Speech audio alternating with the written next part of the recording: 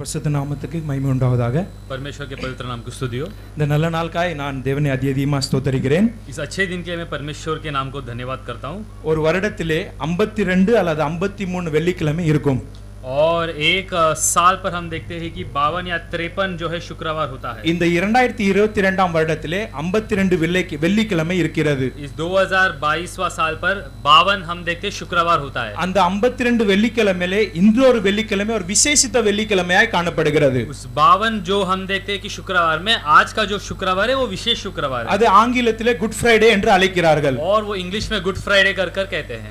இந்த உலகத்திலே பலவருடைய பிறப்பு நாளை கொண்டாடுகிறார்கள். और इस दुनिया पर बहुत सारे लोग का जन्मदिन हम जो है मनाते हैं. நேற்றைய தினத்திலே கூட ஒரு பிரசித்தமான மனிதனுடைய பிறப்பு தினத்தை கொண்டாடினார்கள். और कल भी हमने देखा कि एक जो है प्रसिद्ध इंसान का जो है उसका जन्मदिन हम मनाया गया था. நாமும் கர்த்தராகிய இயேசு கிறிஸ்துவினுடைய பிறப்பின் பண்டிகையை கொண்டாடுகிறோம். हम भी यीशु मसीह के जो है जन्मदिन को मनाते हैं. ஆனா மரணத்தின் நாளை எத்தனை பேர் கொண்டாடுகிறார்கள்? और परंतु मृत्यु का जो दिन है वो कितने लोग उसे हम देखते हैं कि मनाते हैं. நம்முடைய தேசத்திலே பல அரசியல்வாதிகள் இருக்கிறார்கள். और हमारे जो है देश में बहुत सारे जो है कि जो पॉलिटिक्स या जो है राष्ट्र में रहते हैं. பல விளையாட்டு வீரர்கள் இருக்கிறார்கள். और बहुत सारे जो है कि हम देखते हैं कि जो स्पोर्ट्स में जो रहते हैं ऐसे वीरों हैं. தேசத்துக்காக போராடின சுதந்திர தியாகிகள் இருக்கிறார்கள். और जो भी लोग हैं जो जिसने स्वातंत्र्य के लिए अपने आप को त्याग किया है वैसे लोग அவர்கள் எல்லோரும் மரித்த நாளை யாருமே கொண்டாடுதல் கிடையாது. और उनके जो मृत्यु के दिन को कोई मनाता नहीं है. ஆனா நான் தேவனை அதிகமா ஸ்தோத்திரிக்கிறேன்.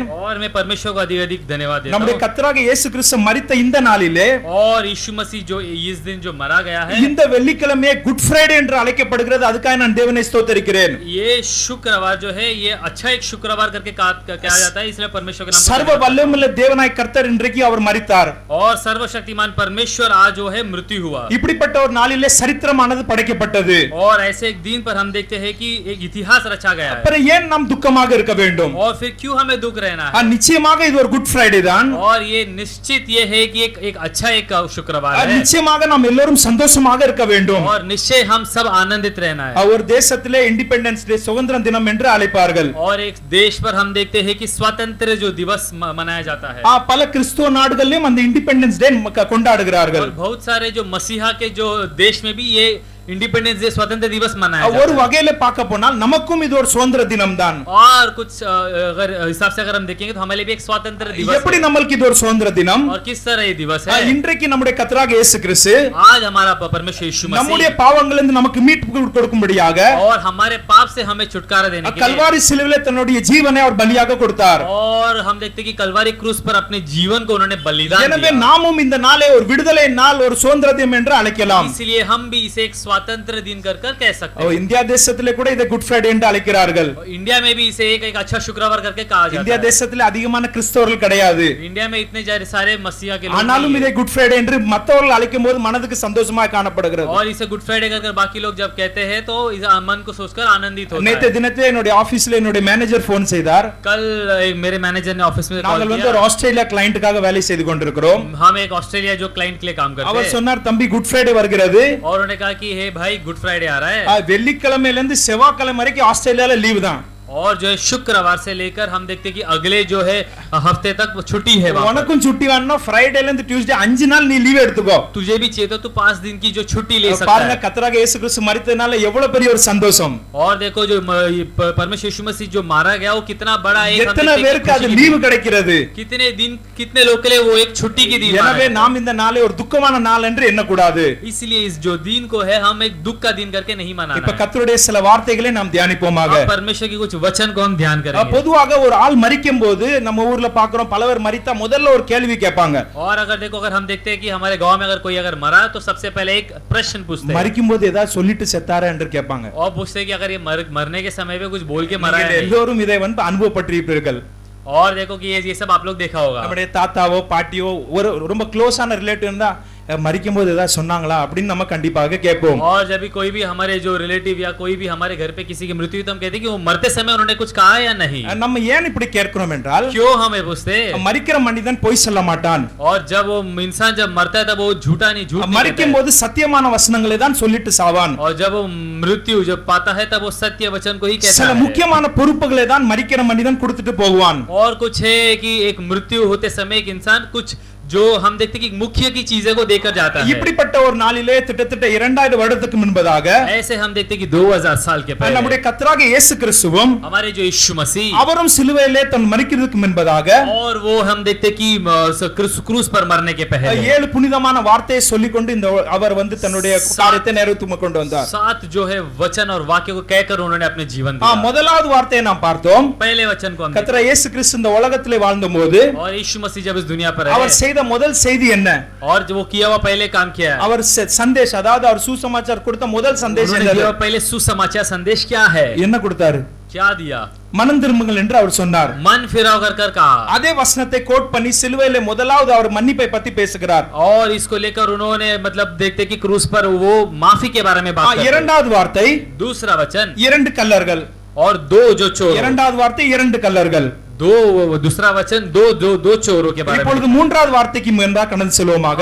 तीसरे वचन की ओर चले। மூன்றாவது வார்த்தை மூணு மனிதர்கள் और जो है कि तीसरा वचन 3 इंसान के बारे में। யோவான் எழுதின புத்தகம் यूहन्ना जो रचित पुस्तक 19ஆம் அதிகாரம் और 19वां अध्याय அதனுடைய 25ஆம் வசனத்தின் முதல் பகுதியை யாராவது வாசிக்கலாம்? और उसकी 25वां जो वचन के जो पहले भाग को पढ़ सकते हैं।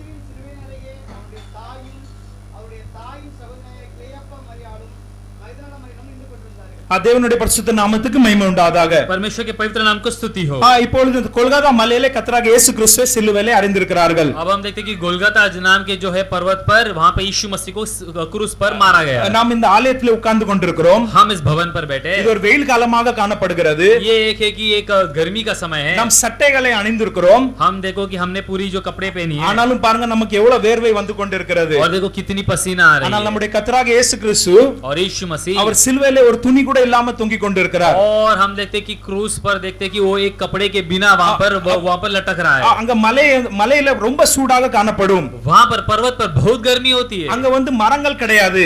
वहां पर देखते कि वृक्ष नहीं है। பல மணி நேரம் அவர் சிலுவையில தொங்கிக் கொண்டிருக்கிறார்। और बहुत समय तक हम देखते कि वो क्रूस पर वहां पर लटक रहा है। இயேசு கிறிஸ்துக்கு இருந்த சீசர்கள் ஓடி விட்டார்கள்। यीशु मसीह के जो चेले वो भाग गए। இயேசு கிறிஸ்துக்கு அன்பான ஒரு சீசன் அந்த இடத்துல இருக்கிறார்। यीशु मसीह का जो प्रेमी एक चेला है। இயேசு கிறிஸ்துனுடைய தாயார் அங்க இருக்கிறார்கள்। यीशु मसीह की जो है कि जो माता वहां पर है। இப்போ ஒரு கேள்வி வரும், இயேசு கிறிஸ்துவுடைய தந்தை எங்க என்று ஒரு கேள்வி வரும்। अब आपको ऐसा एक प्रश्न है, यीशु मसीह का जो है पिता कहां है? வேத பண்டிதர்கள் சொல்றார்கள் இயேசு கிறிஸ்துவினுடைய தகப்பனார் அவருக்கு முன்னாடி மரித்து விட்டார்கள்। और यहाँ पर शास्त्र के लोग कहते हैं कि यीशु मसीह के जो पिता है उसके पहले मर चुका है और मृत्यु पा चुका है। எனவே இயேசு கிறிஸ்துவினுடைய தகப்பனார் அங்க இல்லை। इसलिए उसके पिता वहां पर नहीं थे। இயேசு கிறிஸ்துவினுடைய தாயும் उसकी जो माता இயேசு கிறிஸ்துவினுடைய அன்பான சீசனாக யோவானும் அங்க இருக்கிறார்கள்। और उसकी जो प्रेमी चेला जो यूहन्ना वो वहां पर था। இப்படிப்பட்ட கடினமான சூழ்நிலையிலே ऐसे कठिन परिस्थिति पर, இப்படி ஒரு கஷ்டமான நேரத்திலே ऐसे कष्ट समय पर நமக்காக ஒரு அருமையான வார்த்தையை கர்த்தராகிய இயேசு கிறிஸ்து கூறுகிறார்। हमारे लिए एक अच्छा वचन यीशु मसीह देता है। அதுதான் கர்த்தராகிய இயேசு கிறிஸ்து கூறுகின்ற மூன்றாவது வார்த்தை। वही है यीशु मसीह का हुआ तीसरा वचन। யாராவது வாசிக்கலாம்?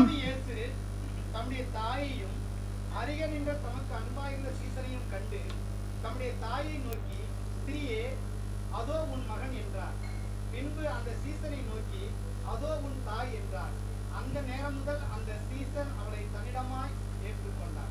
தேவனுடைய பரிசுத்த நாமத்துக்கு மகிமை உண்டாவதாக। परमेश्वर के पवित्र नाम को स्तुति हो। இயேசு கிறிஸ்துவுடைய தாயார் அவர்கள் அங்க நின்று கொண்டிருக்கிறார்கள்। यीशु मसीह की माता वहां पर खड़ी है। பலவிதமான போர் சேவர்கள் அங்க இருந்து கொண்டிருக்கிறார்கள்। और वहां पर बहुत सारे सैनिक को देख रहे हैं। போர் சேவர்கள்லாம் சும்மா இருக்க மாட்டாங்க। और सैनिक ऐसे ही नहीं खड़े रहते हैं। கண்டிப்பாக விரட்டி இருப்பாங்க।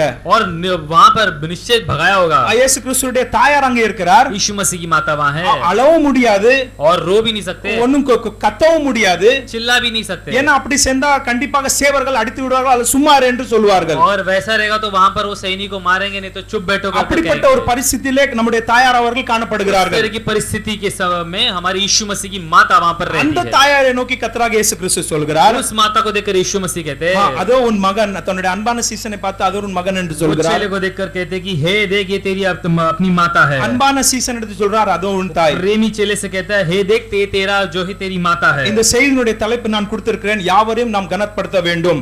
और यहाँ पर इस जो मैं संदेश दे रहा हूँ, इसका जो टाइटल मैंने रखा है कि हमें सबका आदर करना है। 3 பாயிண்ட்கள் மட்டும் சொல்லிக்கொண்டு இந்த செய்தியை நான் முடித்துக் கொள்கிறேன். 3 पॉइंट कहकर 3 विषय कहकर मैं इसे संदेश को खत्म करना चाहता हूं। முதலாவது பாயிண்ட், पहला जो पॉइंट है, நம் சரீர பிரகாரமான தாயை நாம் கனப்படுத்த வேண்டும். हम जो शारीरिक जो माता है उन्हें हम देखते हैं कि आदर देना है। கர்த்தராகிய இயேசு கிறிஸ்து நம்ம எல்லாத்துக்கும் ஒரு முன்மாதிரியாக காணப்படுகிறார். यीशु मसीह हम सब के लिए हम देखते हैं कि एक पहले के हम देखते हैं कि हमारे लिए वो गवाही के समान आगे है। கர்த்தருடைய இயேசு கிறிஸ்துவின் தாயா கண்டிப்பா அவருக்கு தேவைப்பட்டிருக்கிறது.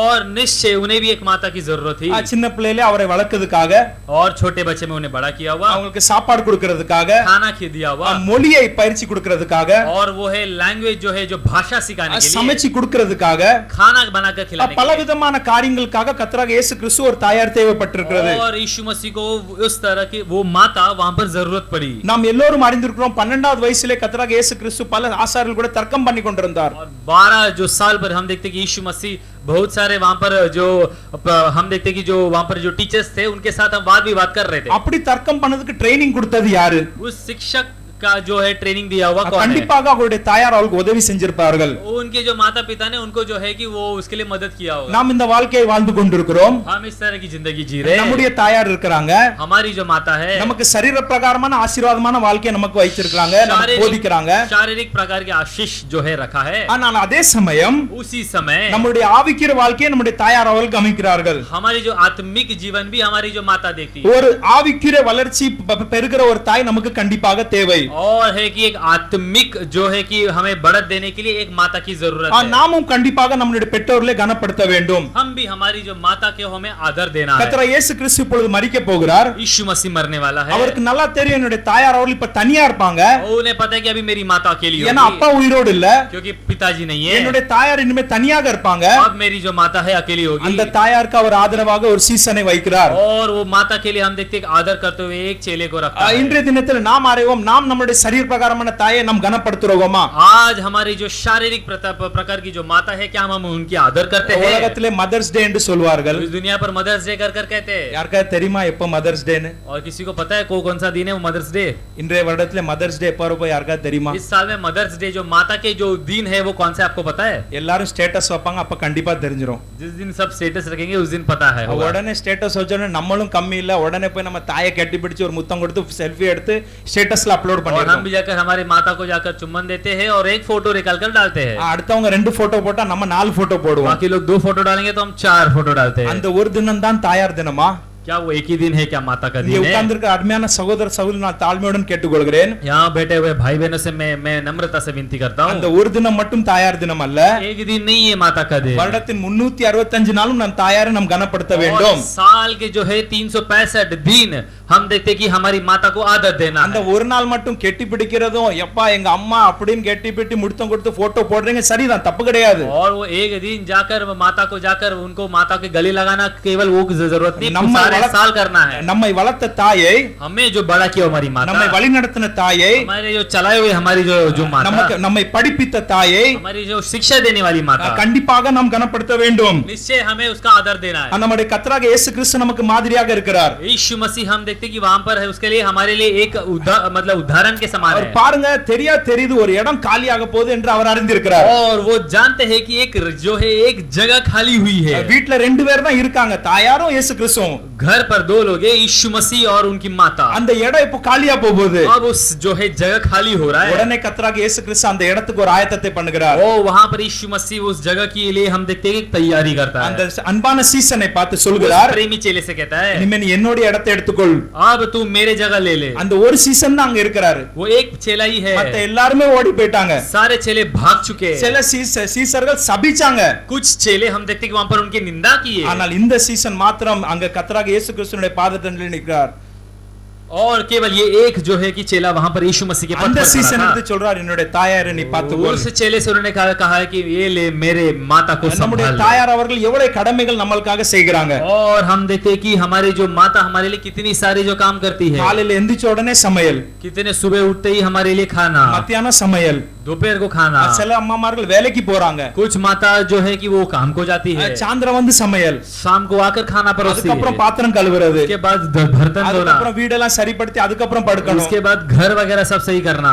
சரி ஒரு நாள் நான் இந்த வேலையை செஞ்சு காட்டுறேன்னு யாராவது சொல்லியிருக்கீங்களா? क्या क्या एक दिन मैं काम कर कर दिखाता हूं करके किसी ने कहा है? அம்மா நீங்க ரெஸ்ட் எடுங்க, இன்னைக்கு காலையில இருந்து நைட் வரைக்கும் நான் இதை செய்யறேன் என்று माता சொல்லியிருக்கோமா? तुम आज आराम करो, आज सुबह से लेकर रात तक ये काम मैं करूंगा। அருமையான கர்த்தருடைய பிரியவர்களே, हे प्रिय परमेश्वर के நம்முடைய लोग, சரீர பிரகாரமான தாயை நாம் கனப்படுத்துவோமாக. हमारे शारीरिक प्रकार की जो है माता को हम जो है आदर देंगे। கர்த்தராக இயேசு கிறிஸ்து எப்படி தன்னுடைய தாயை கன செலுத்தினாரோ यीशु मसीह किस तरह आदर दिए, அப்படியே நாமும் நம்முடைய தாயை கன செலுத்துவோமாக. वैसे हम भी आदर देंगे। கர்த்தராக இயேசு கிறிஸ்துவை பார்க்கும்போது यीशु मसीह को देखते समय அவரிடத்தில் இப்ப பொன்னும் இல்லை, अभी उसके पास कुछ नहीं, வெள்ளி இல்லை, और उसके पास सोना नहीं है, चांदी नहीं है, காசு இல்லை, और पैसा नहीं है, நிலம் இல்லை, और देखते कि भूमि नहीं है, जमीन। ஒரு காசு பேக் இருந்துச்சு, அதை யூதாஸ் அவர்கள் கொண்டு போய் அவரும் தூக்கு போட்டு செத்துட்டாரு. और एक जो है कि एक थैला पर जो पैसा था वो भी यूदास जाकर वहां पर देकर मर चुका। இயேசு கிறிஸ்து போட்ட அங்கேயே கூட டிவைட் பண்ணி அந்த சோல்ஜர்ஸ் வந்து வச்சுக்கிட்டாங்க. यीशु मसीह का जो कपड़े को भी वो फाड़ कर उन्होंने वहां पर टुकड़े कर लिए। கொடுக்கிறதுக்கு ஒன்றும் இல்லை, देने के लिए कुछ नहीं। ஆனால் கர்த்தராக இயேசு கிறிஸ்துவை பாருங்கள், और यीशु मसीह को देखो,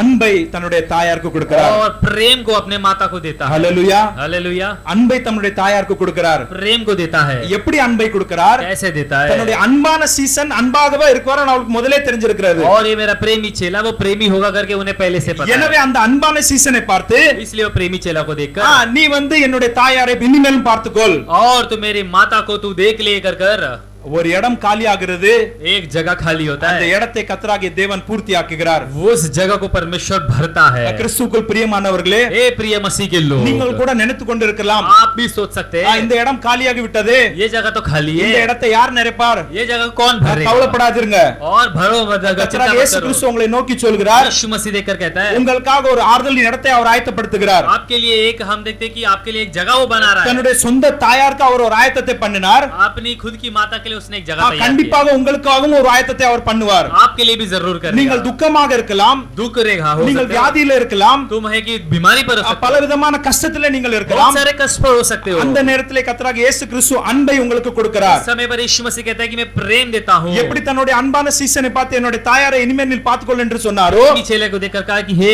चेला तुम मेरी माता को அதேபோல் संभाल நீங்களும் ले। கலங்க வேண்டாம். आज आप भी चिंता मत करिए, நாம் இன்றைக்கு ஒரு முடிவை எடுப்போம். आज हम एक निर्णय लेंगे। எப்படி கர்த்தராகிய இயேசு கிறிஸ்து தன்னுடைய தாயை அவர் பரிகாரத்தை அப்படி போஷித்தாரோ, और यीशु मसीह किस तरह अपने माता का ख्याल रखा, நாமும் நம்முடைய அம்மா அப்பாவை நாம் போஷிப்போம் என்று நம்ம ஒரு உறுதிமொழி எடுப்போம். हम भी हमारे माता पिता का पालन पोषण करेंगे कर हम एक निर्णय लेंगे। உபாகம புஸ்தகத்திலே और हम देखते हैं कि व्यवस्था पर கர்த்தருடைய பெரிதான கட்டளை அங்கே எழுதியிருக்கிறது. वहां पर परमेश्वर की एक बड़ी आज्ञा लिखी गई है। 5ஆம் அதிகாரம் 16ஆம் வசனத்துடைய பின்பகுதியை யாரா வாசிக்கலாம்? और 5वां अध्याय की 16 वचन की जो पिछले भाग को कोई पढ़ सकते हैं।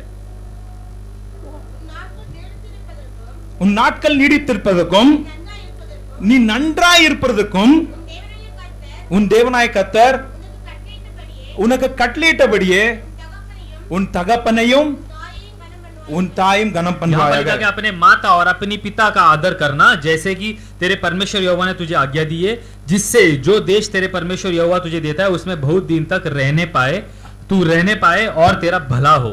இந்த நாட்களிலே ஒரு ஜெனரேஷன் கேப் வந்து விட்டது. अभी हम देखते हैं कि एक जनरेशन गैप आया हुआ है। உங்களுக்கு என்ன மொபைல் பத்தி உங்களுக்கு என்ன தெரிகிறது? और वो बोलते हैं कि लोग बोलते हैं कि मोबाइल के बारे में क्या पता। கண்டிப்பாக நம்முடைய தாயாருக்கு மொபைலை பத்தி தெரியாது, ஏன்னா அவங்க வாழ்ந்த காலத்துல மொபைல் இல்ல. निश्चय हमारी माता को मोबाइल के बारे में पता नहीं होगा, क्योंकि वो जब रहते थे तब मोबाइल उन्हें पता नहीं था। ஒருவேளை அவங்க அந்த காலத்துல படிச்சிருக்க மாட்டாங்க, படிக்கிறதுக்கான சில ஃபெசிலிட்டிஸ் அந்த காலத்துல இருக்காது. उस समय पर वो नहीं पढ़े होंगे, वो समय पर पढ़ाई करने के लिए वो जो उनके लिए जो नेसेसरी जो फैसिलिटीज थी वो नहीं मिली। இந்த காலத்துல நம்மள நல்லா படிச்சு வச்சிருக்காங்க, अभी तो हमें अच्छी तरीके से सिखाया, நமக்கு நல்ல வீடை கொடுத்திருக்காங்க, अच्छे घर दिए, நமக்கு எல்லா व्यवस्था பண்ணி கொடுத்திருக்காங்க. सारी व्यवस्था दिए, ஆனாலும் நம் தாயை மதிக்கிறோமா? और क्या हम हमारी माता की आदर இங்க करते हैं? அமர்ந்திருக்கிற எல்லோரும் தானே ஒரு கேள்வியை கேட்டுக்கொள்ளுங்கள். और ये हमारे यहाँ पर बैठे हुए सभी लोग நான் என்னுடைய தாயாரை நான் போஷிப்பேனா क्या मैं मेरी माता को पालन पोषण कर என்று सकता हूँ? வருத்தப்பட வேண்டிய ஒரு காரியத்தை நான் பார்க்கிறேன்.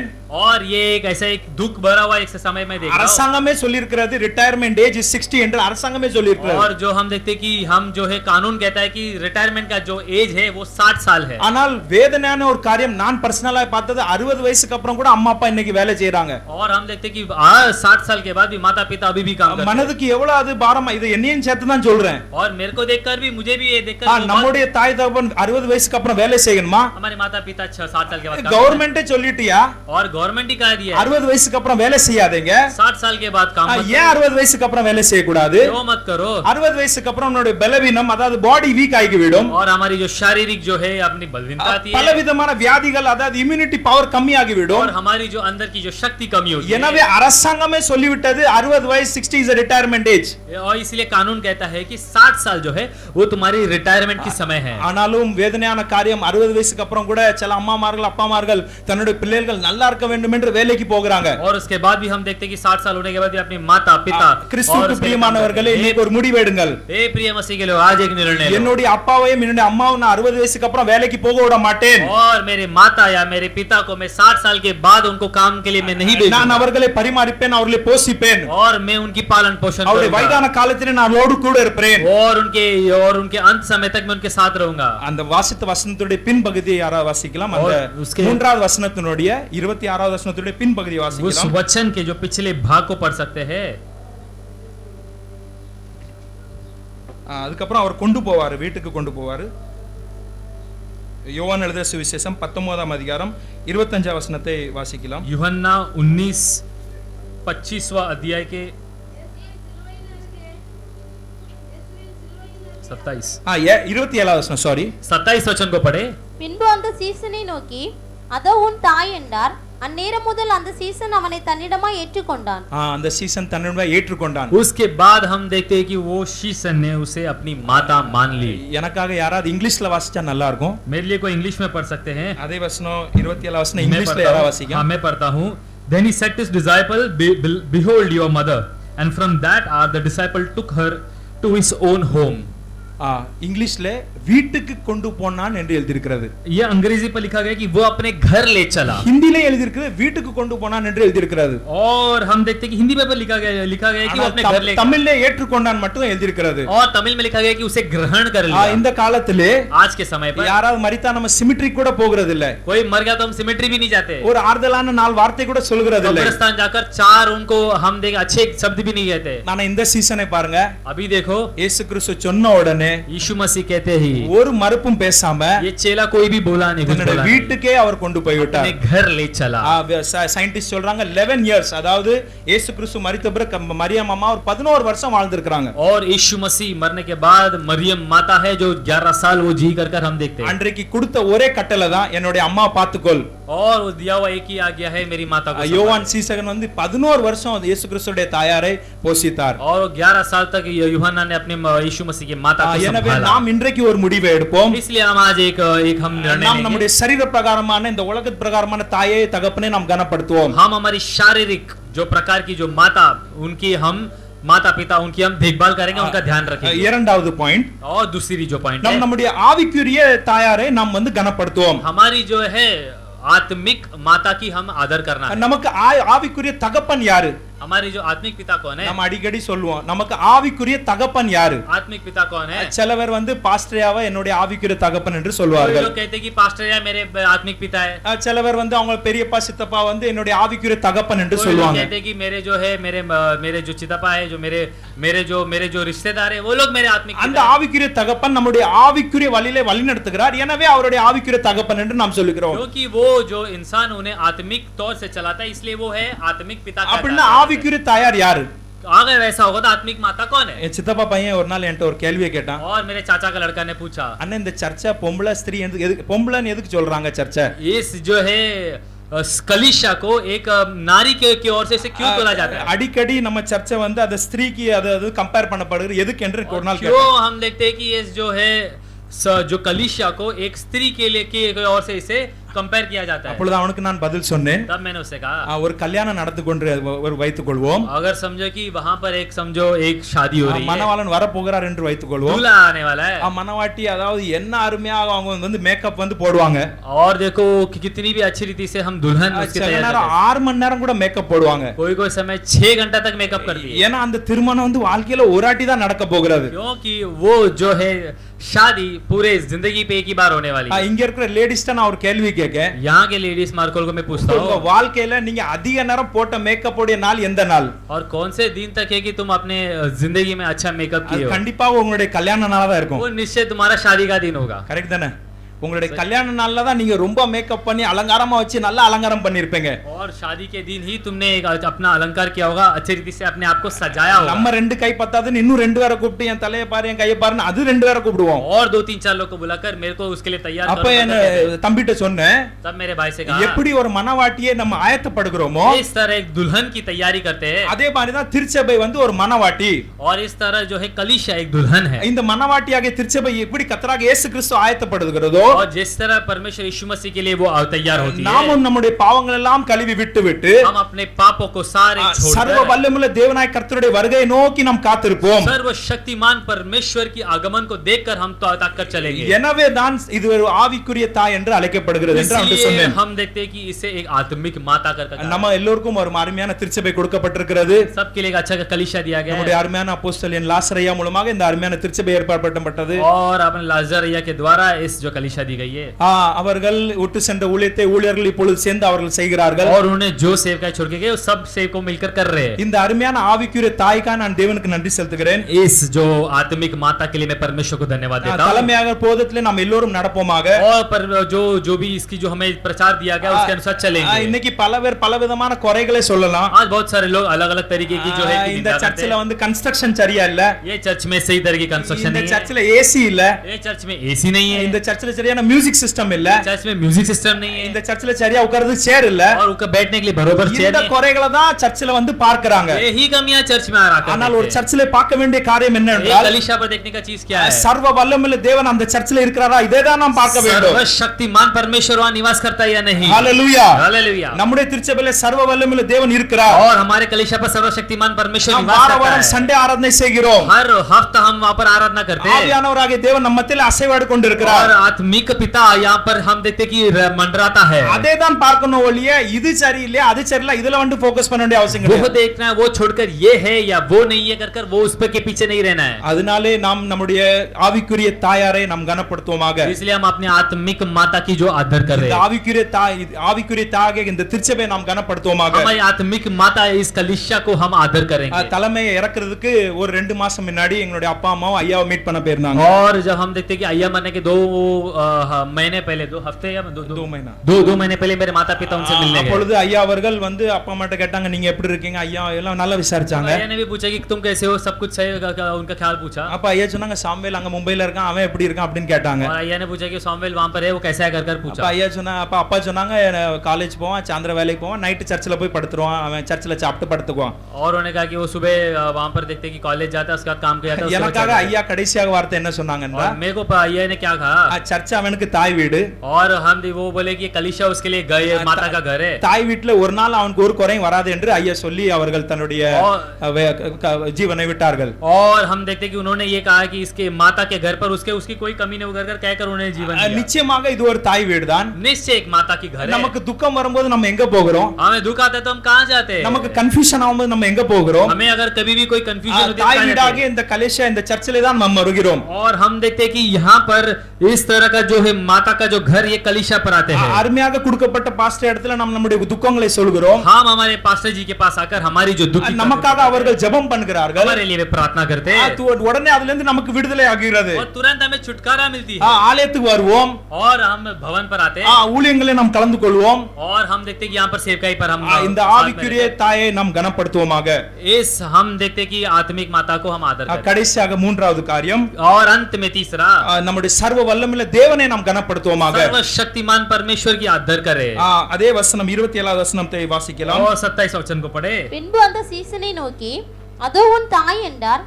அந்நேரம் முதல் அந்த சீசன் அவளை தன்னிடமாய் ஏற்றுக்கொண்டான். அந்நேரம் முதல் उस समय से உடனே இங்கேயும் யோசிக்கல அங்கேயும் யோசிக்கல. तुरंत वो यहाँ बाएं और दाएं और नहीं देखा. சகேனுடைய காரியம் எனக்கு மனதில் வருகிறது. और जके के बारे में जो कार्य मेरे मन पे आता है. கர்த்தராகிய இயேசு கிறிஸ்து சொல்றார் இறங்கி வா உன் வீட்டுக்கு நான் போக வேண்டும். तू उतर कर आ, तेरे घर पर मेरे को आना है. லூக்கான் புத்தகம் लू का जो रचित सुसमाचार 19ஆம் அதிகாரம் 6வது வசனம் 11 अध्याय 6वां वचन पर हम पढ़े. அவன் சீக்கிரமாய் இறங்கி போதும் சீக்கிரமாய் இறங்கி இறங்கி तुरंत उतर कर आया பாருங்க கர்த்தரை எப்படி கனப்படுத்துறாங்க என்று और देखो किस तरह परमेश्वर का आदर करते हैं நம் காலையில எழும்பி ஏராளமான பேருக்கு குட் மார்னிங் என்று நாம் சொல்கிறோம் हम उठकर सुबह बहुत सारे लोगों को गुड मॉर्निंग मैसेज भेजते हैं கண்டிப்பாக நாம் மெசேஜ் பண்றோம் அல்ல நம்ம பார்த்தா டைரக்டா குட் மார்னிங் சொல்கிறோம் मैसेज भेजते हैं नहीं तो हम दो लोग को देखकर कहते हैं ஆனா நாம் நம்முடைய தேவனாய கர்த்தரை பார்த்து குட் மார்னிங் சொல்கிறோமா क्या हम हमारे परमेश्वर को देखकर गुड मॉर्निंग कहते हैं நாம் தேவனை பார்த்து ஸ்தோத்திரம் சொல்கிறோமா क्या हमारे परमेश्वर को देखकर हम उनकी जो है उनको हम धन्यवाद देते நாம் हैं தேவனை கனப்படுத்துகிறோமா क्या उनकी आदर करते हैं பிரியமானவர்களே நாம் கர்த்தரை கனப்படுத்துவோமாக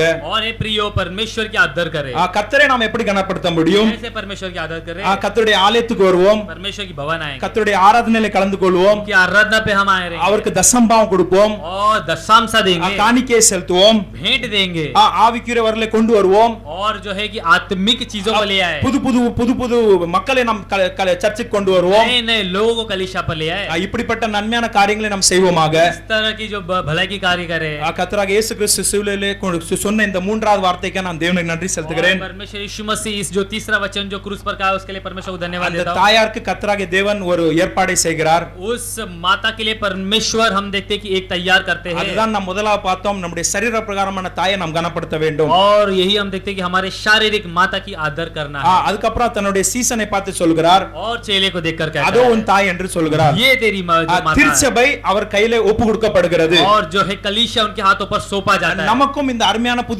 சபை ஒப்பு கொடுக்கப்பட்டிருக்கிறது ये हमें भी ये कलीसिया दिया गया है பரிசுத்தவான்களோடு சேர்ந்து நாமும் இந்த ஊழியத்திலே கலந்து கொள்வோமாக पवित्र लोगों के साथ मिलकर हम भी इनकी सेवकाई कर रहे हैं மூன்றாவது பாயிண்ட் நாம் பார்த்தோம் நம் தேவனை கனப்படுத்துவோம் तीसरी जो पॉइंट है परमेश्वर की आदर करें உடனே அவர் இறங்கி கொண்டு அந்த தாயாரை கொண்டு சென்றார் तुरंत हम देखते हैं कि वो उतर कर वो अपने माता को ले चला நாமும் நம்முடைய கர்த்தராகிய தேவனை கனப்படுத்துவோம் और हम भी अपने परमेश्वर की आदर करें கர்த்தரை கனப்படுத்தினால் ஆட்டோமேட்டிக்கா முதல் ரெண்டு பாயிண்ட் நடந்து போயிடும் परमेश्वर की आदर करें तो पहले दो पॉइंट की आदर हो जाएगी அப்படியே நம் கர்த்தரை हम மகிமைப்படுத்துவோமாக कैसे करें கர்த்தர் இந்த கொடுத்த மூன்றாவது வார்த்தைக்காக நான் தேவனை நன்றி செலுத்துகிறேன் परमेश्वर दिया तीसरे वचन को धन्यवाद தொடர்ந்து வரப்போற வசனங்களை நாம் தியானிப்போமாக और जो भी और भी वचन आने वाले उसको हम ध्यान கர்த்தர் இந்த करें வார்த்தைகளை ஆசீர்வதிப்பார் परमेश्वर वचन को आशीष करें ஹalleluya हालेलुया ஹalleluya हालेलुया